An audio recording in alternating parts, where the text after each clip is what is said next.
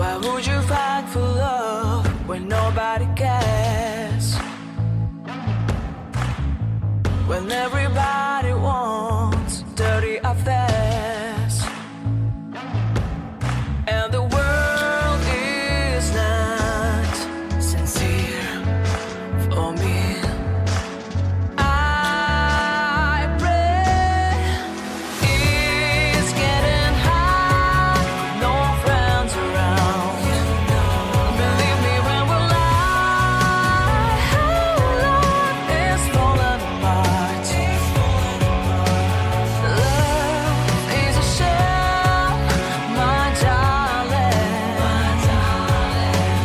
It's getting hard, no love around.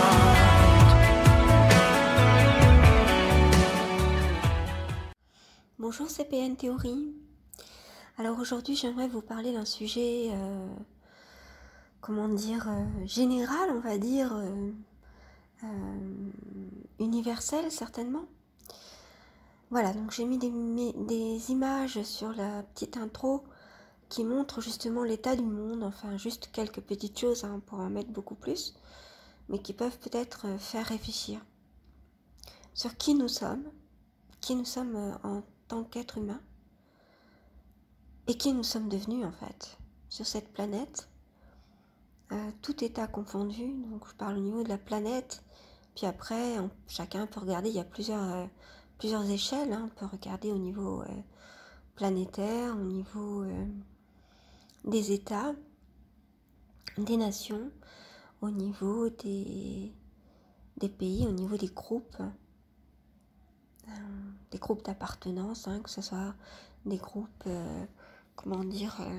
des associations, des courants politiques, des courants intellectuels, tous les groupes d'appartenance auxquels on peut appartenir et qui sont de plus en plus, non pas divisés, mais nous sommes de plus en plus en des catégories. Voilà, on essaie de se trouver des groupes d'appartenance qui nous correspondent.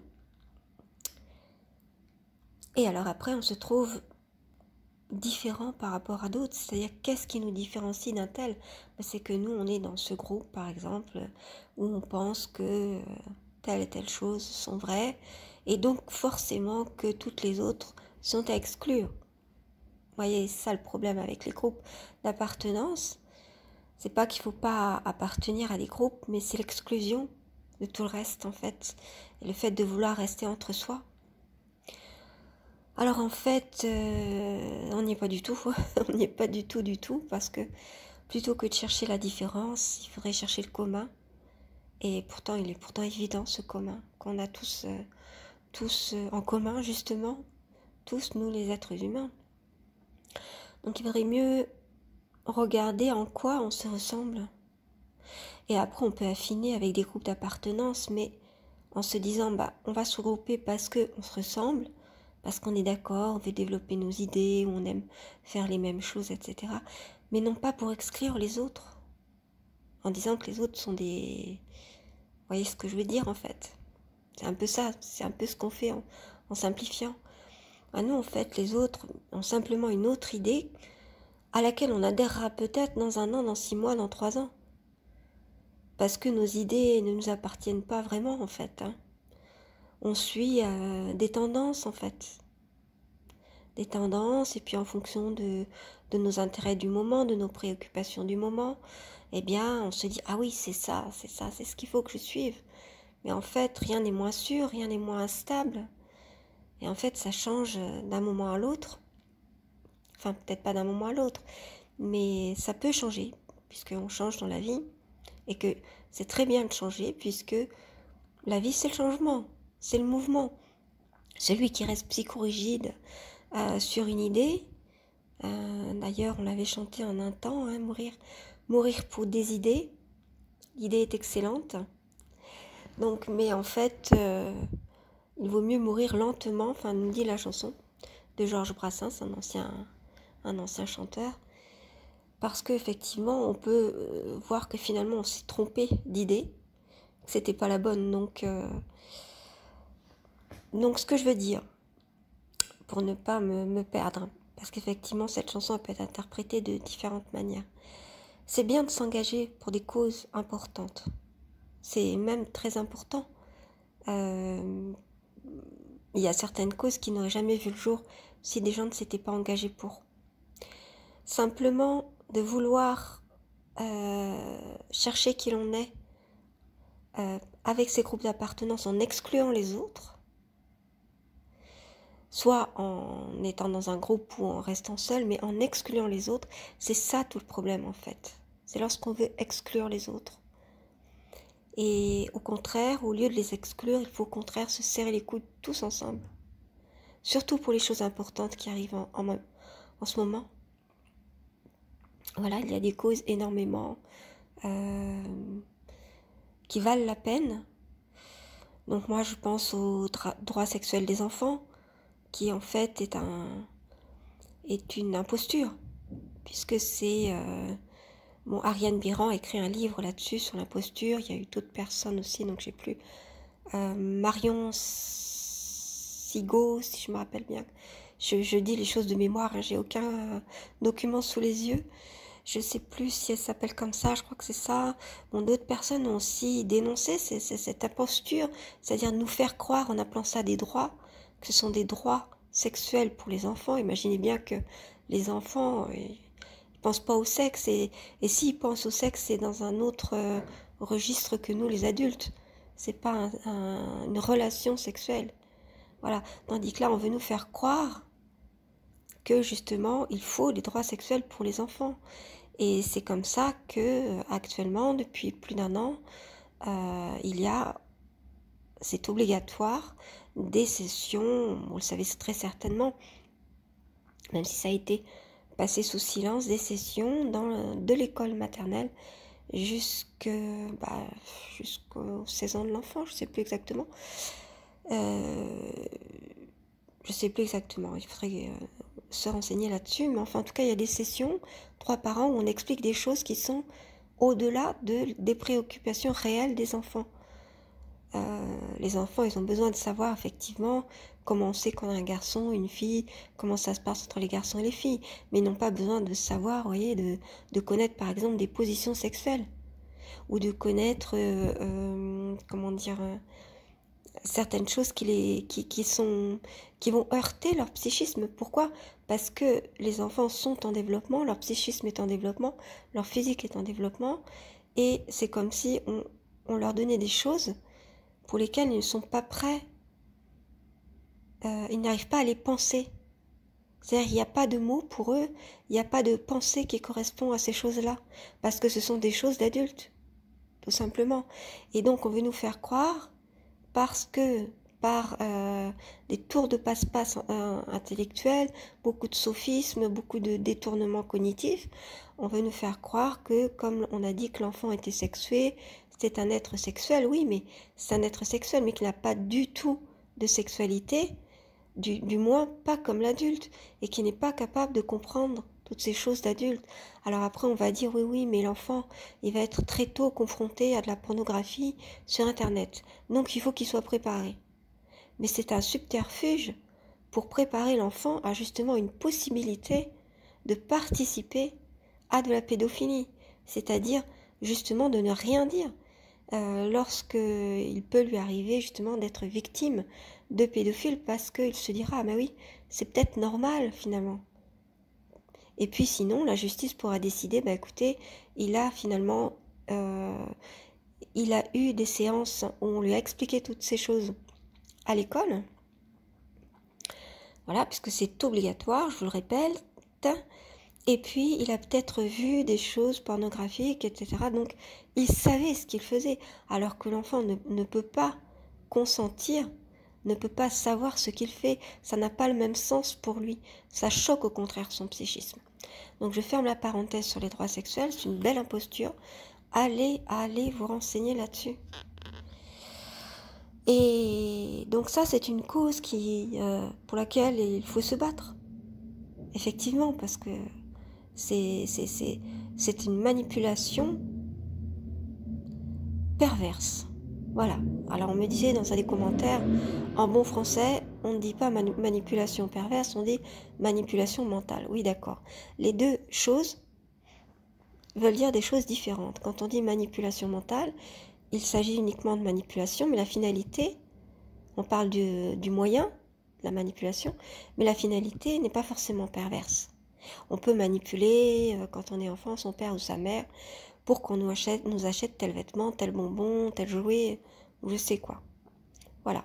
Le but, il n'est pas pervers. C'est-à-dire que, c'est quoi un but pervers? C'est quand le but, il est de faire mal à quelqu'un, que ce soit physiquement, psychiquement, le pervertir, le manipuler pour qu'il fasse quelque chose qu'il n'aurait jamais fait jusque-là, voire lui faire des choses affreuses comme des crimes, des choses comme ça, vous voyez.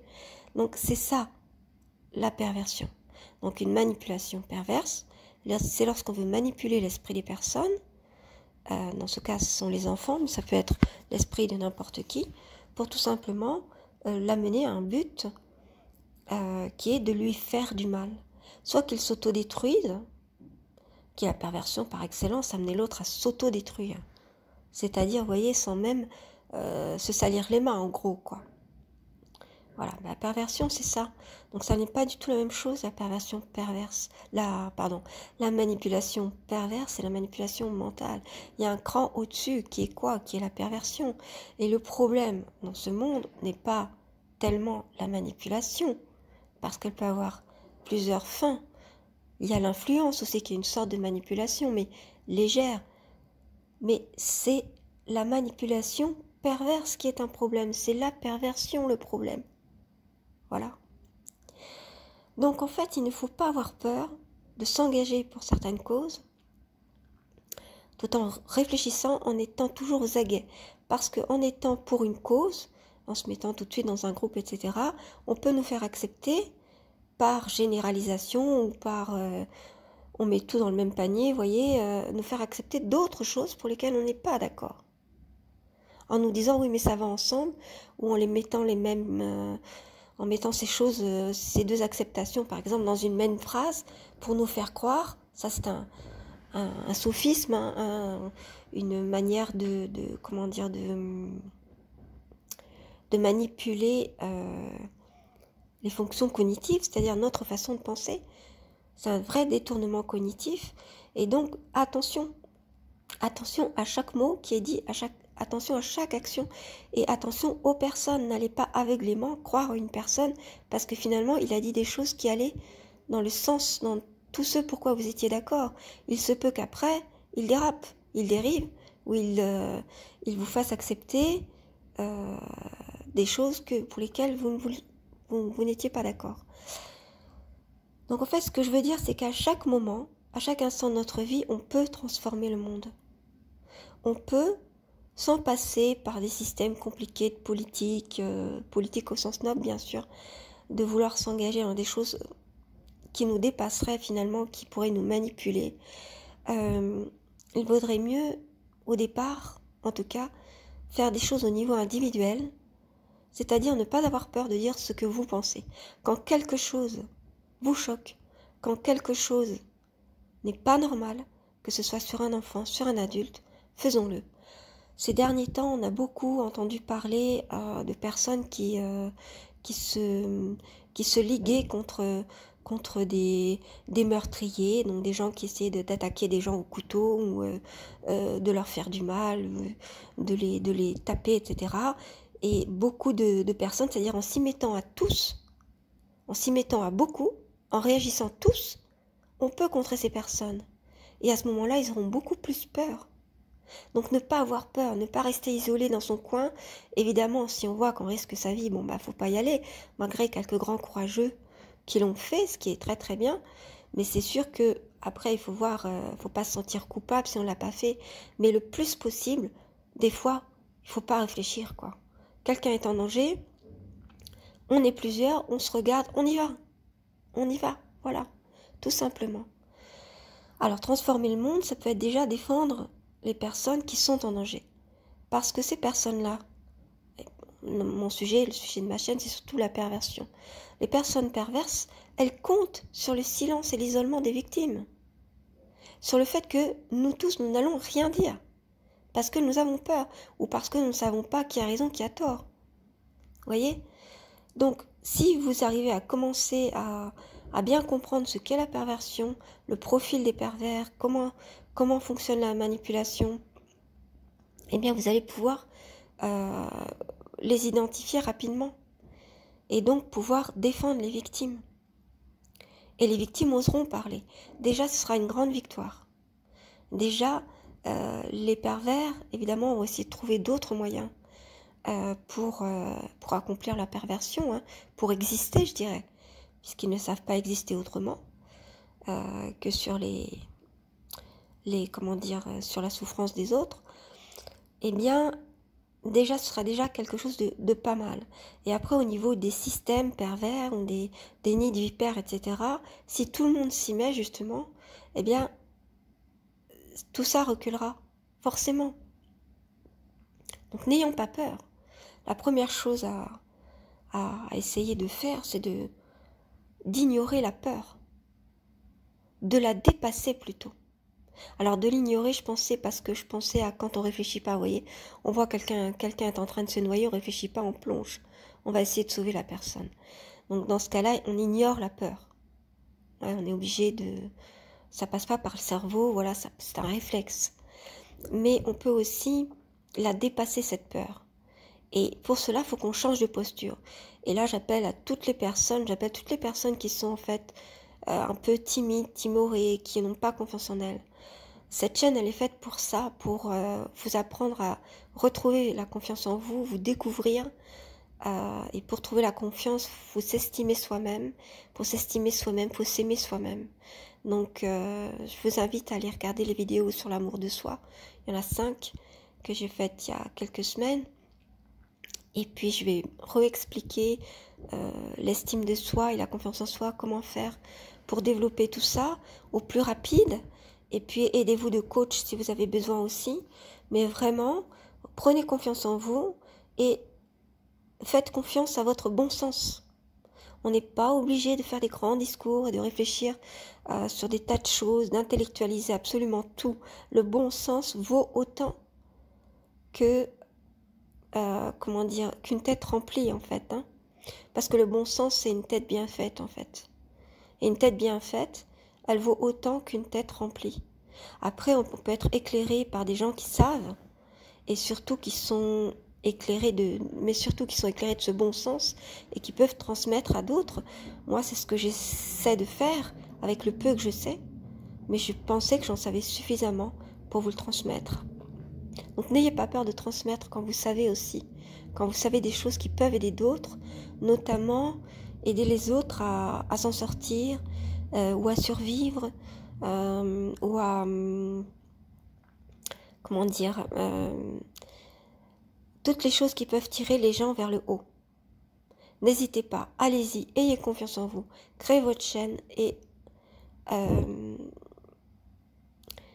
transmettez-le. On se doit d'enseigner, de transmettre ce que l'on sait si on est sûr que ça peut aider d'autres personnes. Voilà, parce que sinon c'est perdu. Ce sont des choses qui restent perdues. Donc c'est ce pourquoi j'ai construit cette chaîne. Et donc je vous invite à faire de même si vous avez quelque chose qui peut intéresser et qui peut être utile au monde. Soyez utile au monde. Ce serait dommage de mourir sans avoir été utile. Tout ce que vous savez, tout ce que vous avez en vous, si vous êtes un peu timide, eh ben, sortez de vous-même et osez le transmettre. Voilà. Souvent, les personnes timides ont des trésors au fond d'elles, au fond d'eux ou au fond d'elles, en fait, qu'ils soient hommes ou femmes, et sont des pépites, en fait. Et simplement, parfois aussi, elles n'arrivent pas à trouver de cohérence, elles n'ont pas assez confiance en elles, donc essayez de trouver la conscience, prenez votre temps pour ça, la confiance en vous, pardon, prenez votre temps pour ça, mais ensuite allez-y, avancez, parce que le monde a besoin de vous, et le monde ne peut pas rester comme il est. Il faut absolument que les personnes le transforment peu à peu, et chacun de nous peut le faire De même que, vous savez, vous connaissez peut-être l'histoire du colibri qui fait tout simplement sa part. Et il se dit, mais moi j'apporte simplement une brindille, or j'apporte simplement une goutte d'eau, pardon, pour éteindre un feu, par exemple. Oui, mais c'est une goutte d'eau, mais une goutte d'eau plus une goutte d'eau plus une goutte d'eau, ça peut changer la donne. Donc faites votre part. Essayez d'inventer des choses, n'ayez pas peur d'inventer, ne réfléchissez pas. Moi, lorsque j'ai créé cette chaîne, on m'a encouragé à le faire parce qu'on m'a dit que j'avais des choses à transmettre que d'autres n'avaient pas transmis jusque-là. Et ça a été une bonne raison pour moi. Je me suis dit oui. Alors si je ne trouve personne d'autre qui l'a dit avant moi, il faut que je le dise. Non pas pour la gloire, mais parce que c'est important pour d'autres. Eh bien, vous faites-le aussi. Faites-le, apportez votre propre goutte d'eau et osez le faire parce qu'on a tous besoin de vous. Voilà, c'est tout ce que je voulais dire pour aujourd'hui. Prenez soin de vous. À très bientôt pour une prochaine.